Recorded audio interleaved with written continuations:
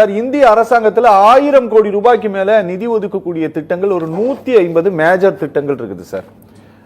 அந்த மேஜர் திட்டங்களுக்கு அரசாங்கம் நிதி ஒதுக்கி இருக்கு. அதுல தான் சார் இல்லைன்னு சொன்ன அந்த மன்ரேகா. ஆனா குறிப்பிட்ட மாநிலங்களுடைய பெயரை பட்ஜெட்டில் உச்சரித்து அதுக்கு நாங்க இந்த ஸ்டேட்ல இதெல்லாம் செய்ய போறோம் அப்படின்ட்டு சொல்றதெல்லாம் அங்கிருந்து வரக்கூடிய டிமாண்டின் அடிப்படையில் மத்திய அரசு அந்த டிசிஷன் எடுக்குது சார். ஒரு கேபினெட் வந்து இன்னைக்கு நாங்க தாமரை விதைக்காக பண்ண போறோம் அப்படின்ட்டு பினான்ஸ் மினிஸ்டர் அனௌன்ஸ்மெண்ட் பண்ண போறாங்கன்னா அது பினான்ஸ் மினிஸ்ட்ரியினுடைய அனௌன்ஸ்மெண்ட் மட்டும் கிடையாது, அது கிளப் பண்ணி வந்திருக்கக்கூடிய ஒரு அனௌன்ஸ்மெண்ட் தான். நீங்க அக்ரி மினிஸ்ட்ரியில இருந்து அது ஏதாவது அந்த மாதிரி ஒரு கரஸ்பாண்டன்ஸ் நடந்திருந்தா தான் இந்த ஒரு அனௌன்ஸ்மெண்ட் வரும். அதுபோல இங்க தமிழ்நாட்டினுடைய முதலமைச்சர் கேட்கறது இல்லைன்னா நாங்க கேட்டிருக்கிறோம் இல்ல, நாங்க எவ்வளவோ கேட்டிருக்கிறோமே, அதை பத்தியெல்லாம் இதுல ஏன் நீங்க பேசவே இல்லை, இது நீங்க புறக்கணிச்சிருக்கீங்க, ஓரவஞ்சனை செஞ்சிருக்கீங்கன்னு சொல்றாரு. அரசியல் ரீதியா தான் அவர் அந்த விமர்சனத்தை வச்சிருக்காரு. அதுல ஏதாவது நியாயம் இருக்கா சார்?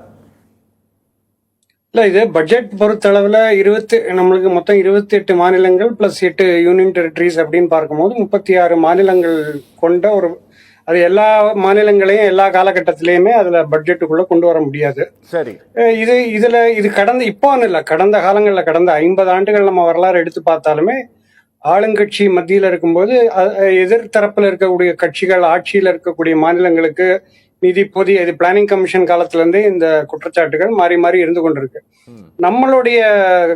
நம்மளுடைய அந்த டெமோக்ரஸி அப்படிங்கிறது ஒரு மல்டி பார்ட்டி டெமோக்ரஸி. எந்த ஒரு தமிழ்நாட்டில் இது வரைக்கும் நமக்கு தெரிஞ்ச ஒரு 50 ஆண்டுகளுக்கு மேல மத்தியிலும் மாநிலத்திலயும் ஒரே கட்சி ஆட்சியில இருந்ததுல கூட்டணியில இருந்திருக்கு. அதாவது மத்தியில கூட்டணி இருந்திருக்கு, பட் இங்க அதனுடைய கூட்டணி கட்சி இங்க ஆட்சியில இருந்திருக்கு, பட் ஒரே கட்சி ஆட்சியில இருந்தது இல்ல. இது பல மாநிலங்களுக்கும் பொருந்தும் இந்த அடிப்படை.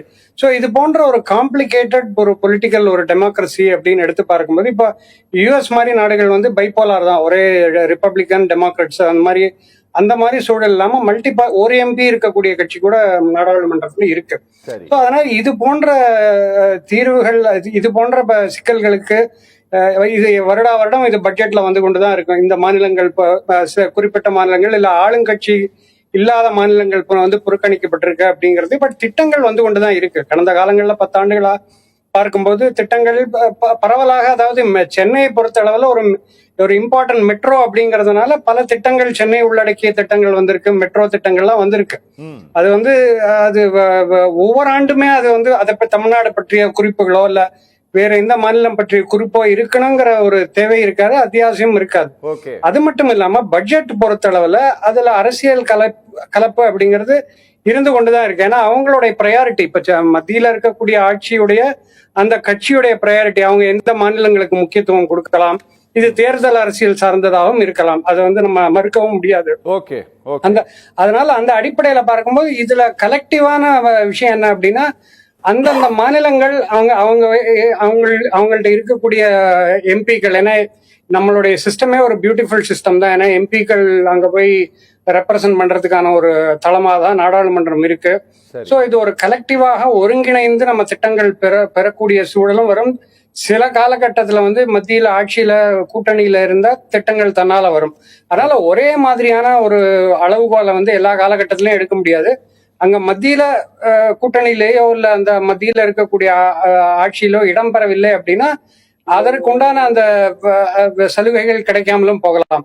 அதனால இந்த அரசியலை ஓரளவுக்கு தள்ளிவிட்டு இப்ப நம்ம $1 trillion எக்கானமி அப்படின்னு தமிழ்நாடுக்கு ப்ரொஜெக்ட் பண்ணி இருக்கக்கூடிய அந்த காலகட்டத்துல கட்டாயம் மத்திய அரசாங்கத்துடைய ஒரு ஒத்துழைப்போ இல்ல அவங்க கூட ஒருங்கிணைந்து செய்யக்கூடிய பணிகளால் மட்டும்தான் முடியும். அந்த அடிப்படையில எல்லா காலகட்டத்திலுமே திட்டங்கள், அதாவது இப்ப ஜிஎஸ்டி பொறுத்த அளவுல அந்த பினான்ஸ் கமிஷனுடைய ஃபார்முலா பிரகாரம் கட்டாயம் வந்துடும் எல்லா மாநிலங்களுக்கும். அதற்குண்டான 41% வந்துடும்.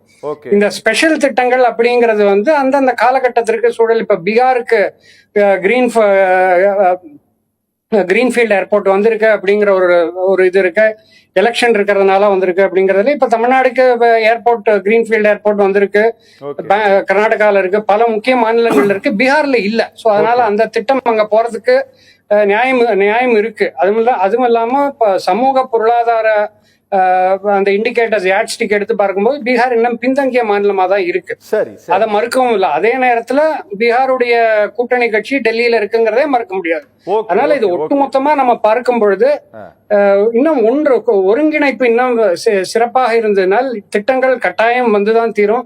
ஏன்னா சென்னை வந்து ஒரு முக்கியமான நகரம், அதே நேரத்துல தமிழ்நாடு ஒரு முக்கியமான மாநிலம். இப்ப இந்தியாவுக்கு $5 trillion பொருளாதாரம், ஒரு $10 trillion பொருளாதாரம் அப்படின்னு ஒரு இலக்கு வைத்தால் தமிழ்நாடு நிச்சயமாக ஒரு டாப் 3ல இருக்கும், இல்ல டாப் 5ல இருக்கும். அதனால அந்த அடிப்படையில தான் பார்க்கணும். Okay sir, okay.